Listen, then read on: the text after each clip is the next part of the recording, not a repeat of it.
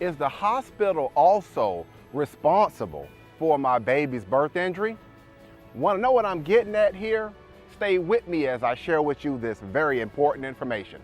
Hello, I'm Marcus Boston, and I am a childbirth injury and medical malpractice attorney practicing law here in the state of Maryland. And I would like to quickly talk with you today about a very important issue that can come up when I have to talk with individuals about birth injury cases.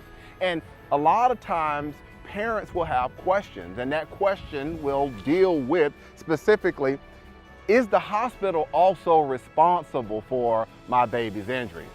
Now, to be able to explain this to you, I want to help you understand some very important concepts or legal concepts that we have to deal with when we are talking about holding the hospital also responsible for a baby's birth injury.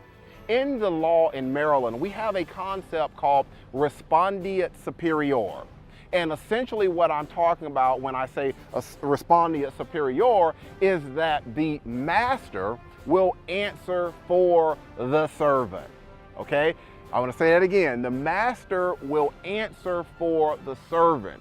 And to put that into everyday language, what that means is that the employer will be responsible for any negligent action of their employee under this theory of respondeat superior.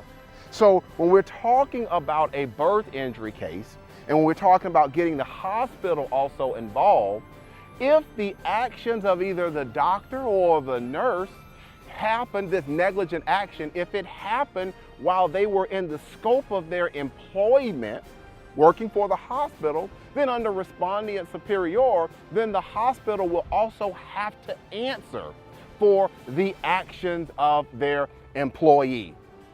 Now, I know that was a mouthful that I just gave you, but this is very important information when we are talking about a birth injury case.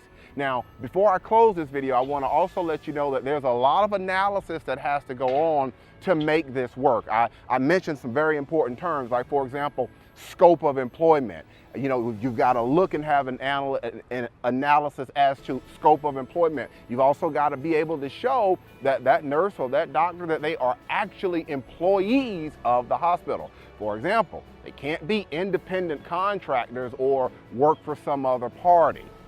Okay, so the purpose of this video today is to help you understand that when we are talking about birth injury cases, this is a very important question that a lot of times family members will have, because they will be wondering, okay, if something went wrong and the doctor is responsible or the nurse is responsible, is the hospital also responsible for my child's injury?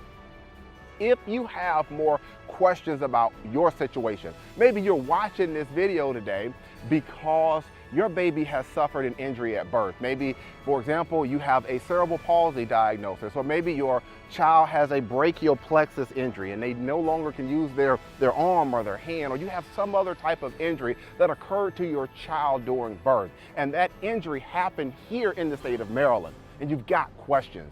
You have these types of questions, this is what I invite you to do. And remember, it costs you absolutely nothing to take this next action. And what is that action? To pick up the phone and give me a call. I can be reached at 301-850-4832, or if you prefer, you can send me an email to medicalinjury@bostonlawllc.com. I answer Maryland medical malpractice and childbirth injury, wrongful death questions just like yours all the time, and I will be happy to take some time and listen to your story. All right, that's going to be it for today's quick educational video. Again, I'm Marcus Boston, and I'm one of the medical malpractice and childbirth injury attorneys here at Boston Law Group LLC, and we will see you next time. Take care and enjoy the rest of your day.